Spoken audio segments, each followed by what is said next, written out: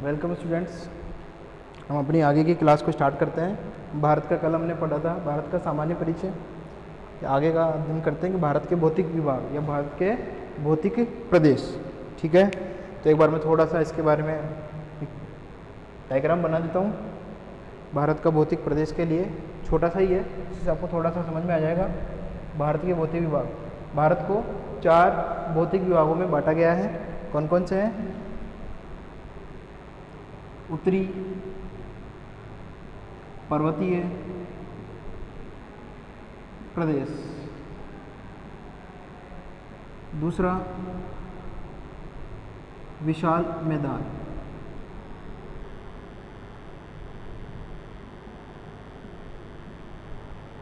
उत्तरी पर्वतीय प्रदेश को हम हिमालय पर्वत प्रदेश भी बोलते हैं। हिमालय पर्वत प्रदेश, ठीक है। और इसे विशाल मैदान को हम उत्तर का विशाल मैदान या गंगा सतलज सिंधु ब्रह्मपुत्र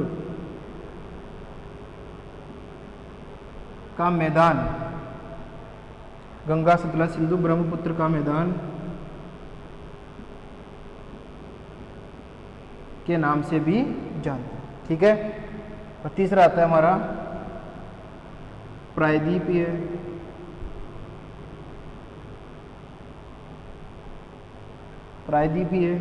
पठार या दक्षिण का पठार, ठीक है।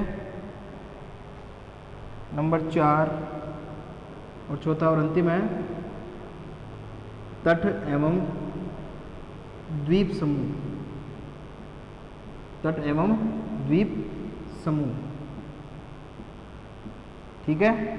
तो ये हमारे 4 भौतिक विभाग है भारत के: उत्तरी पर्वतीय प्रदेश, विशाल मैदान, प्रायद्वीपीय पठार और तट एवं द्वीप समूह, ठीक है। तो 4 भौतिक विभाग हमारे भारत के हैं। इसमें एक बार थोड़ा सा देख लेते हैं इसके बारे में। सबसे पहले उत्तर में थोड़ा सा यहाँ से ले लेते हैं।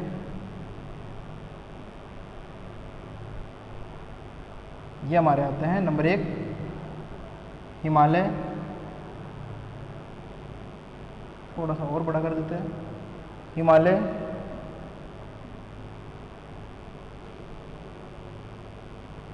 पर्वतीय प्रदेश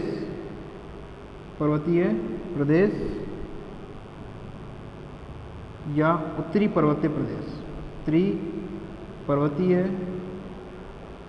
प्रदेश,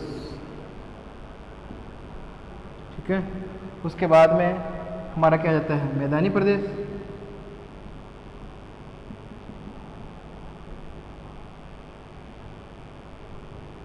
उत्तर का विशाल मैदान,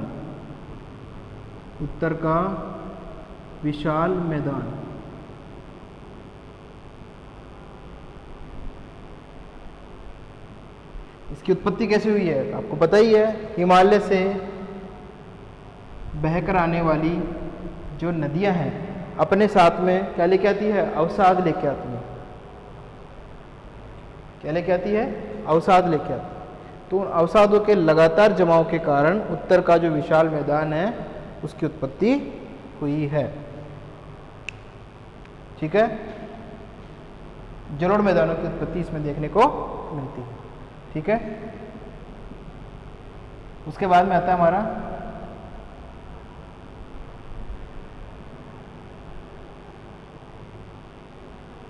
पठारी प्रदेश या दक्षिण का पठार। और उसके बाद में हमारा आ जाती है तट रेखा, तट या द्वीप समूह, तट या द्वीप समूह। इस प्रकार से हमारा ये उत्तर का विशाल मैदान, उत्तर हिमालय पर्वतीय प्रदेश, उत्तर का विशाल पठारी प्रदेश या दक्षिण का पठार, और तट या द्वीप समूह, इस प्रकार से हमारे भारत की संरचना हमको देखने को मिलती है। हिमालय और दक्षिण के पठार के मध्य जो अवस्थिति का निर्माण हुआ है वह है उत्तर के विशाल मैदान का। अब हम बात करते हैं कि जो उत्तर का जो विशाल मैदान हमारा है,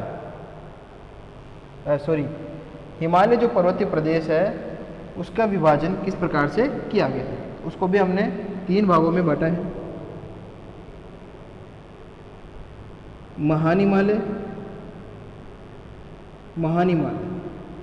या सबसे उत्तरी हिमालय, ऊपर की तरफ उत्तरी हिमालय, इसकी स्थिति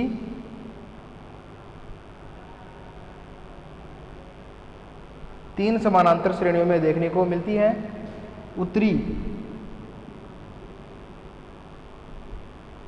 महान हिमालय या उत्तरी हिमालय, मध्य हिमालय,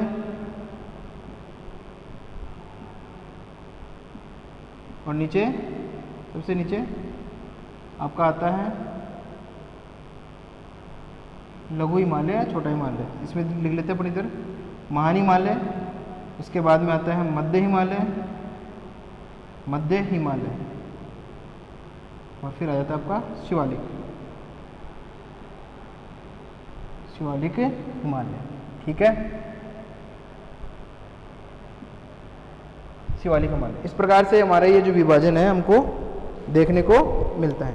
ठीक है, तो इस प्रकार से हमारे ये 3 उप विभाजन हमको देखने को मिलते हैं। महान हिमालय, मध्य हिमालय और शिवालिक हिमालय, ये 3 हिमालय हमारे इसमें देखने को मिलते हैं। इसी प्रकार से हमारे बेसिक, आज हम बेसिक बात कर रहे हैं, उसके बाद में जो हमारा उत्तर का विशाल मैदान है उसको भी हम बोलते हैं गंगा, सतलज, सिंधु, ब्रह्मपुत्र का मैदान। वर्तमान में हम इसको बोलते हैं गंगा सतलज का मैदान। क्यों बोलते हैं आपको पता ही है, सिंधु बहती है पाकिस्तान में और ब्रह्मपुत्र बहती है इधर अपने भारत से होते हुए बांग्लादेश में, बांग्लादेश से फिर आपका बंगाल की खाड़ी वगैरह, इधर ये अरब सागर। ठीक है, उसके बाद में आपका पठार है ही दक्षिण का पठार, जिसका निर्माण आपको पता ही, कल भी हमने बात की थी कि ज्वालामुखी लावा से इसकी उत्पत्ति हुई है दक्षिण के पठार की। तो इसमें काली मिट्टी का जो स्वरूप है वो देखने को मिलता है। तट रेखा और द्वीप समूह के बारे में भी हम इसको फिजिकल डिवीजन के अंतर्गत या भौतिक विभाग के अंतर्गत इसका अध्ययन करते हैं, जो कि हम अपनी जो भी नेक्स्ट क्लास होगी उसमें इसको पूरा करेंगे। ठीक है, थैंक यू।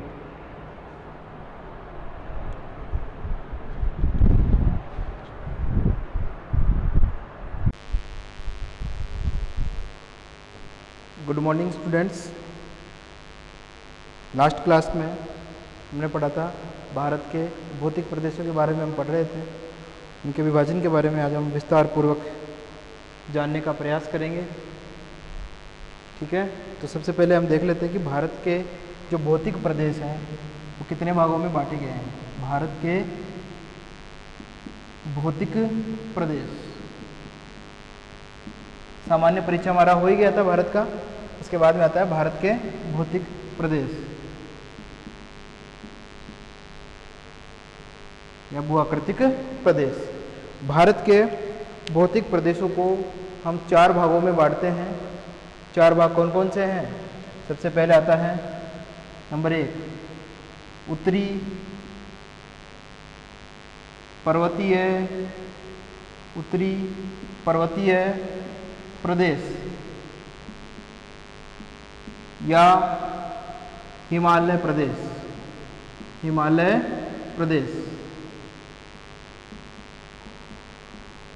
कौन सा प्रदेश? हिमालय प्रदेश। ठीक है, दूसरा हमारा आता है उत्तर का विशाल मैदान, उत्तर का विशाल मैदान,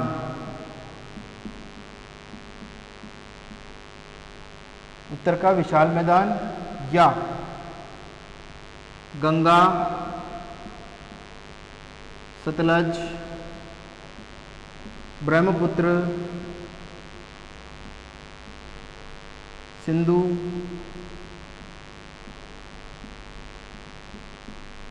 का मैदान। ठीक है। तीसरा आता है हमारा प्रायद्वीपीय पठार या दक्षिण पठार, दक्षिण पठार। और चौथा और अंतिम जो हमारा आता है वो आता है तटीय मैदान, तट जिसको बोलते हैं हम, तटीय मैदान एवं द्वीप समूह, द्वीप समूह। ठीक है, तटीय मैदान एवं द्वीप समूह। आज हम सबसे पहले जिसकी बात करेंगे वो आएगा हमारा उत्तरी पर्वतीय प्रदेश या हिमालय प्रदेश। ठीक है, उत्तरी पर्वतीय प्रदेश या हिमालय प्रदेश। तो इस प्रकार से हमारे भारत को 4 भौतिक भागों में या डिविजन्स में बांटा गया है। उत्तरी पर्वतीय प्रदेश, उत्तर का विशाल मैदान, प्रायद्वीपीय पठार और चौथा और अंतिम आपका आता है तटीय मैदान एवं द्वीप समूह। ये हमारे चारों जो हैं भारत के भौतिक प्रदेश है। आज हम जिसकी बात करेंगे वो हमारा पहला भौतिक प्रदेश है और वो है हमारा हिमालय भौतिक प्रदेश। ठीक है, पहला हमारा है उत्तरी पर्वतीय प्रदेश या हिमालय प्रदेश। इसके बारे में इसको शुरू करने से पहले एक बार देख लेते हैं कि इसका निर्माण कैसे हुआ। इसका निर्माण कैसे हुआ तो उसके लिए अलग अलग विद्वानों ने अलग अलग संकल्पनाएं दी हुई है, लेकिन जो सर्वमान्य ज़्यादातर जो विद्वान जिसको मानते हैं वो है आपकी जो संकल्पना है वो संकल्पना आपकी है धरातलीय, धरातलीय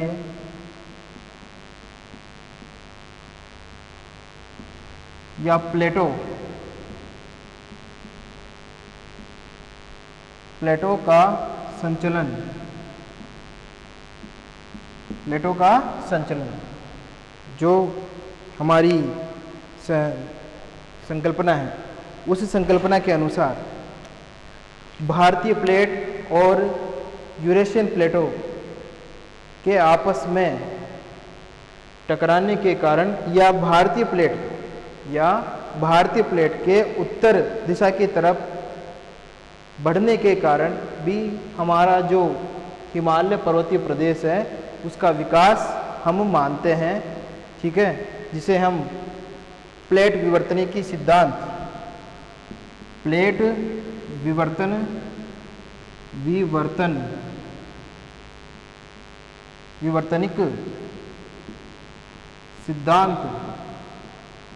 विवर्तनिक सिद्धांत के नाम से जानते हैं। किसके नाम से जानते हैं? प्लेट विवर्तन सिद्धांत के नाम से जानते हैं। इसके अलावा जो आपका ये हिमालय का जो निर्माण है वो आपके क्षैतिज जो भूसन्नति है, क्षैतिज भूसन्नति के अवसादों में संपीड़न क्रिया के फलस्वरूप, क्षैतिज भूसन्नति में संपीड़न प्रक्रिया के फलस्वरूप इसका निर्माण माना जाता है हमारे हिमालय पर्वत। तो एक बार थोड़ा सा हम चित्र से देख लेते हैं कि जो हमारी प्लेटें हैं उन प्लेटों से इसका निर्माण कैसे हुआ है। जैसे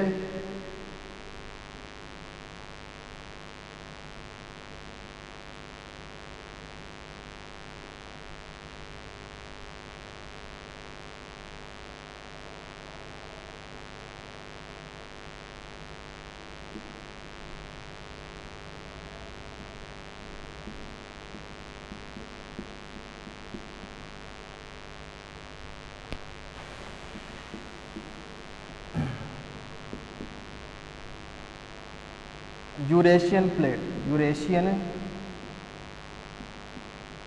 प्लेट, भारतीय प्लेट।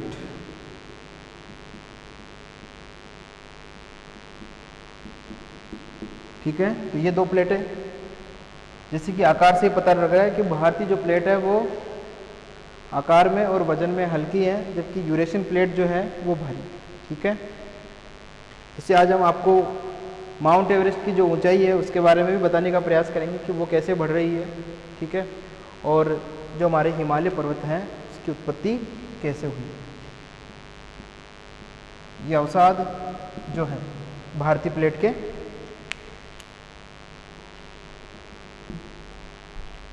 लाखों करोड़ों वर्षों में ये अपने जो हमारी जो पृथ्वी है, पृथ्वी की जो भारतीय प्लेट है वो गति कर रही है, ऐसे ही यूरेशियन प्लेट भी गति कर रही है। तो इन प्लेटों की जो गतियां हैं उन गतियों के कारण ही ये आपस में इनमें टकराव की स्थिति उत्पन्न हुई है। तो भारतीय प्लेट के और यूरेशियन प्लेट के आपस में टकराने के कारण ही, या भारतीय प्लेट के उत्तर में खिसकने के कारण या गति करने के कारण जो हमारी भारतीय प्लेट के सीमांत क्षेत्रों में जो अवसाद जमा थे, उन अवसादों में संपीड़न के कारण यहाँ पर हिमालय पर्वत की उत्पत्ति हमको देखने को मिलती है। ये हिमालय पर्वत की उत्पत्ति हमको देखने को मिलती है। और जो ये उत्पत्ति हुई है, इसी उत्पत्ति में आज भी लगातार ये जो प्लेटें हैं वो गति कर रही हैं, और गति करने के कारण आज भी जो है वो हिमालय पर्वत अपनी निर्माण अवस्था में लगातार गतिमान है, मतलब अभी भी ये गति कर रहा है। इसीलिए इसको सबसे नवीन वलित पर्वत की श्रेणी में माना जाता है, हमारे हिमालय पर्वत को, हिमालय पर्वत को। ठीक है, गति करने के कारण ही आज भी, और साथ ही जो हमारा हिमालय पर्वत है उसकी ऊंचाई भी, हिमालय पर्वत की ऊंचाई भी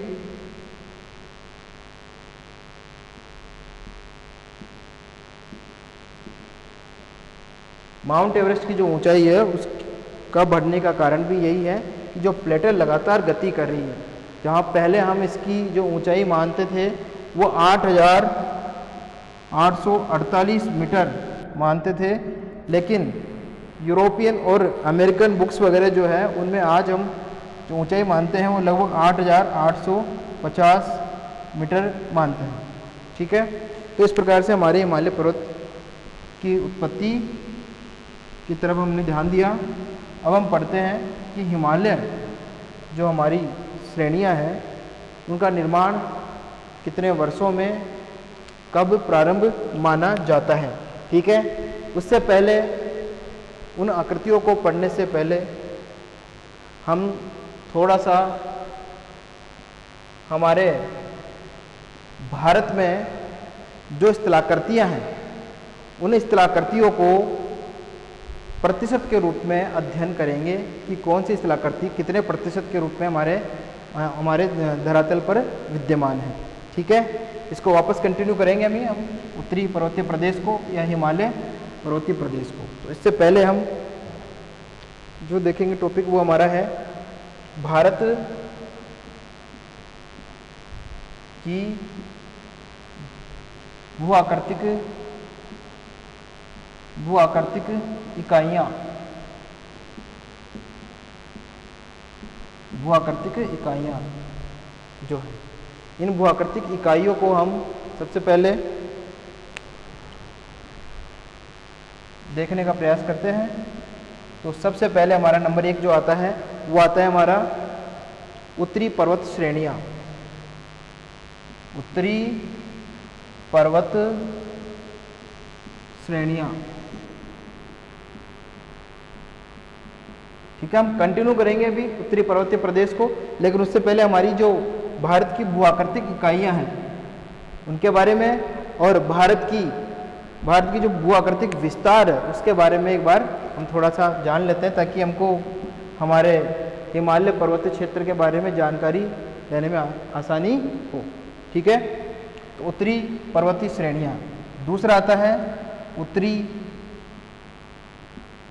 मैदानी प्रदेश, और तीसरा आता है हमारा थार का मरुस्थल, थार का मरुस्थल, और चौथा हमारा आता है चौथा और पांचवा जो हमारा आता है वो आता है मध्यवर्ती उच्च भूमि, मध्यवर्ती उच्च भूमि, और पांचवा जो हमारा आता है वो आता है प्रायद्वीपीय पठारी भाग, प्रायद्वीपीय पठारी भाग। छठा जो हमारा आता है वो आता है तटीय मैदान, तटीय मैदान, और सातवां और अंतिम जो हमारा वो आकृति इकाई है वो है द्वीप समूह, द्वीप समूह। ये हमारे हैं भूआकृतिक इकाइयाँ। क्या है? भूआकृतिक इकाइयाँ। अब ये भूआकृतिक इकाइयाँ भारत में कितने क्षेत्रफल में विकसित फैली हुई है उसके बारे में हम बात करेंगे कि इनका क्षेत्रफल क्या है। तो उत्तरी पर्वत श्रेणियाँ जो है वो लगभग भारत के 17.9% भाग पर, 17.9% भाग पर, तथा उत्तरी मैदानी प्रदेश भी 17.9% भाग पर, प्रतिशत की बात कर रहे हैं हम यहाँ पे, प्रतिशत क्षेत्रफल। ठीक है, 17.9% भाग पर। थार का जो मरुस्थल है वो 5.4% भाग पर, 5.4% भाग पर। थार का मरुस्थल 5.4, उत्तरी मैदानी प्रदेश 17.9, उत्तरी पर्वत श्रेणियां 17.9% भाग पर फैली हुई है। मध्यवर्ती उच्च भूमि जो है 10.4% भाग पर, 10.4% भाग पर फैली हुई है। ऐसे ही हमारा प्रायद्वीपीय पठारी भाग, प्रायद्वीपीय पठारी भाग 58.5% भाग पर, सर्वाधिक 58.5% भाग पर फैला हुआ है। ऐसे ही तटीय मैदान वाली जो हमारी इकाइयां हैं वो हमारी लगभग 10.41% भाग पर, 10.41% भाग पर फैली हुई है, तथा द्वीप समूह जो हमारे हैं वो लगभग 0.5% या 0.3% भाग पर फैली हुई है। तो इस प्रकार से हमारे भारत में या भारत की जो भू आकृतिक इकाइयाँ हैं वो सबसे पहले जो आती है उत्तरी पर्वत श्रेणियाँ, जिसमें संपूर्ण उत्तर भारत की पर्वत श्रेणियाँ आती है 17.9% भाग पर, और संपूर्ण उत्तरी मैदानी भाग जो प्रदेश है वो 17.9% भाग पर, और थार का जो मरुस्थल है पश्चिमी भारत में, थार का मरुस्थलीय जो भाग है वो 5.4% भाग पर, और मध्यवर्ती उच्च भूमि की बात जहाँ आती है वहाँ पे 10.41% भाग या 10.4% भाग पर।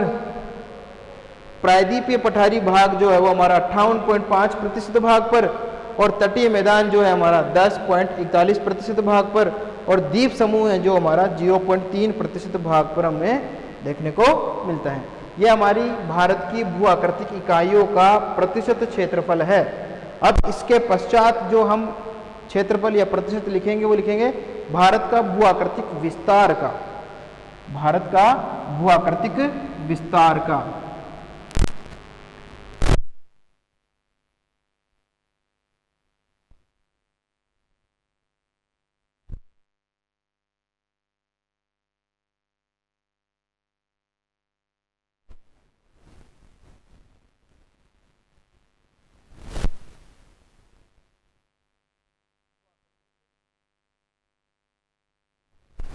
भाग का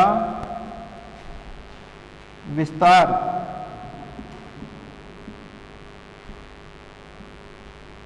ठीक है, भारत के भू आकृतिक भाग का विस्तार की बात हम कर रहे हैं।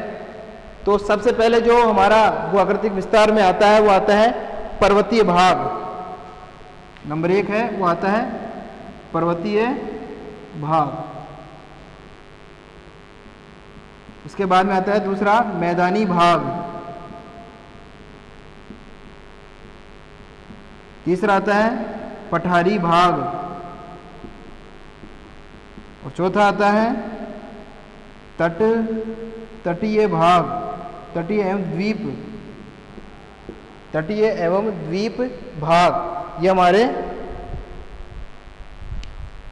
जो है वो भारत का भूआकृतिक भाग का विस्तार की श्रेणी के अंतर्गत शामिल किए जाते हैं।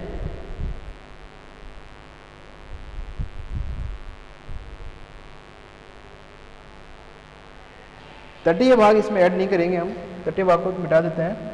तटीय भाग इसमें नहीं आएगा, इसमें आएगा आपके पहाड़ी भाग, पहाड़ी भाग, ठीक है, क्योंकि तटीय भाग आपका उसमें आ गया भूआकृतिक इकाइयों में, ठीक है।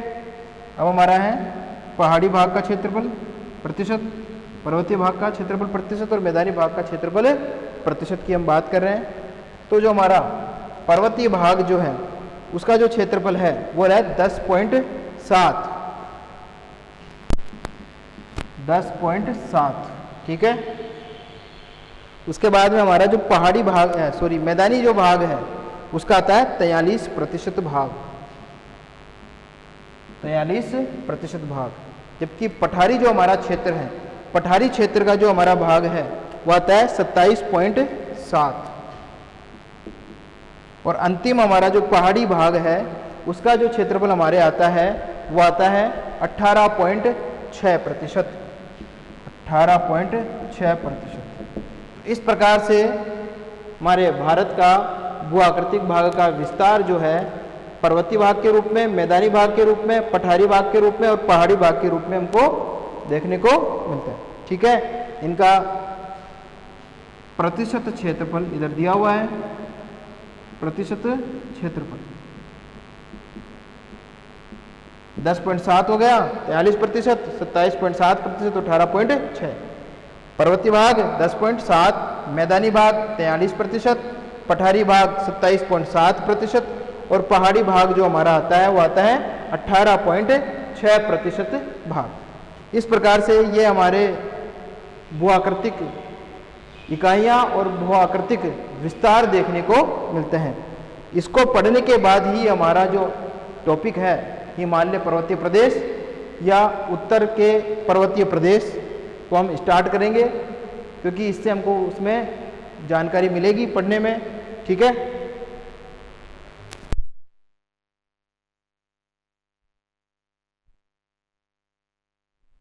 पर्वतीय प्रदेश, हिमालय पर्वतीय प्रदेश।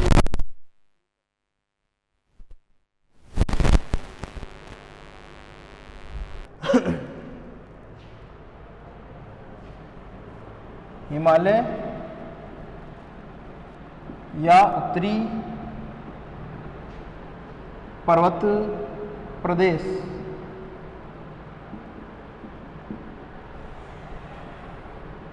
ठीक है। जान लेते हैं कि कहां से कहां तक फैला हुआ है।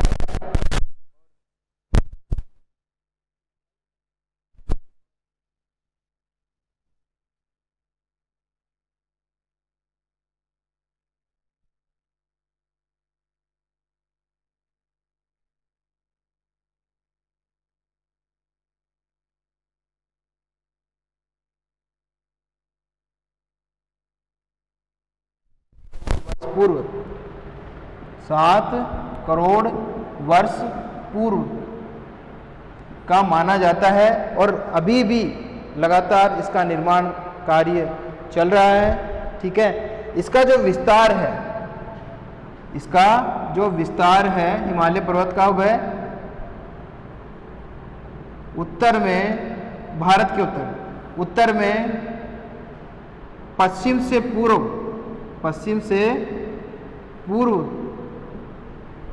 पूर्व देखने को मिलता है, मतलब इस प्रकार से इसका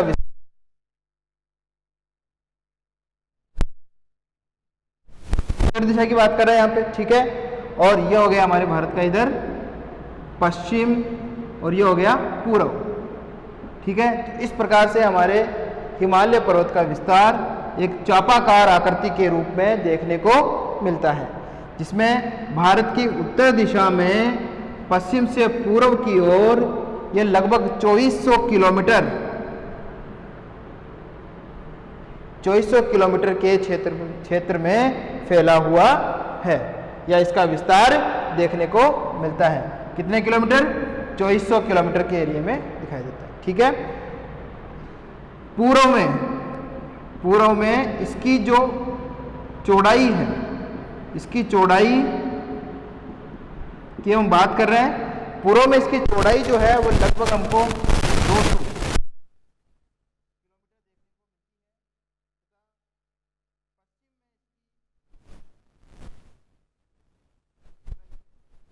है, वो लगभग 500 किलोमीटर से लेकर 500 किलोमीटर तक इसकी हमको चौड़ाई देखने को मिलती है। ये हमारे भारत में इसका विस्तार अगर हम देशों के दृष्टिकोण से देखें तो अफगानिस्तान से लेकर इधर म्यांमार, अफगानिस्तान में हिंदू कुश से लेकर म्यांमार में अराकान यामा तक इसका विस्तार देखने को मिलता है। मतलब इसका एक छोर हिंदुकुश पर्वत से और इधर म्यांमार में अराकान यामा तक इसका दूसरा छोर हमको देखने को मिलता है, ठीक है। इस हिमालय पर्वत के भी 3 भाग किए गए हैं। कितने भाग किए गए हैं? 3 भाग हमारे किए गए हैं, जिसमें पहला जो आता है वो आता है हमारा, एक बार इसको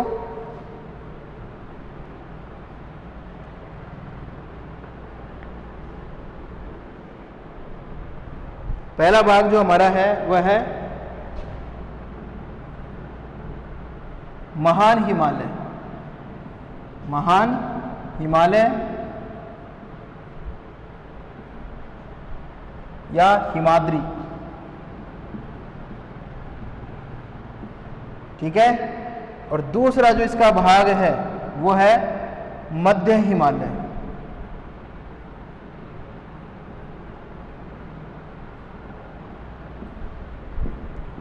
तीसरा जो इसका भाग है वो हमारा भाग है तीसरा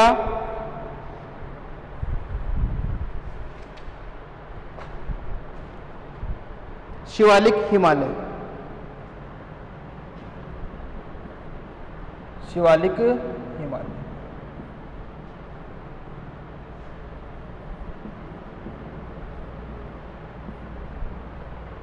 Shivalik Himalaya, trans Himalaya.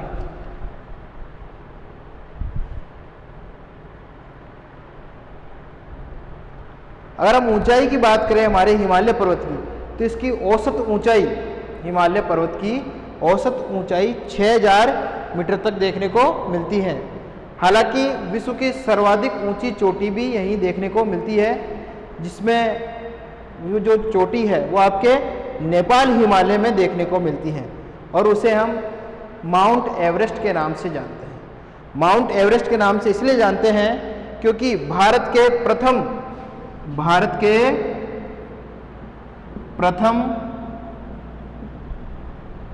British India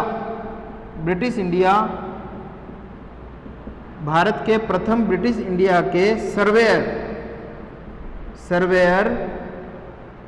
के नाम पर भारत के प्रथम ब्रिटिश इंडिया के सर्वेयर के नाम पर इस चोटी का नाम एवरेस्ट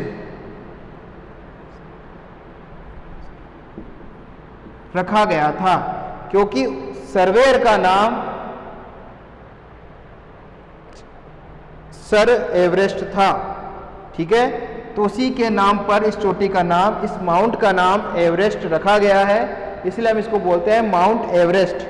इसीलिए माउंट एवरेस्ट की जो ऊंचाई है वो आपकी है 8,848 मीटर।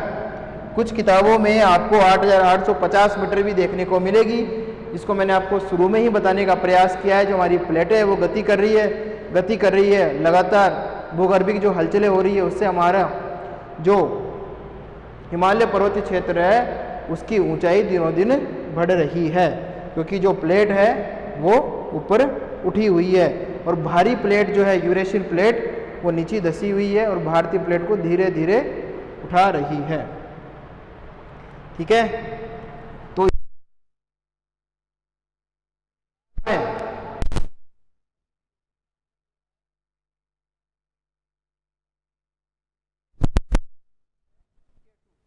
वो अभी वर्तमान में पीओके में अवस्थित है।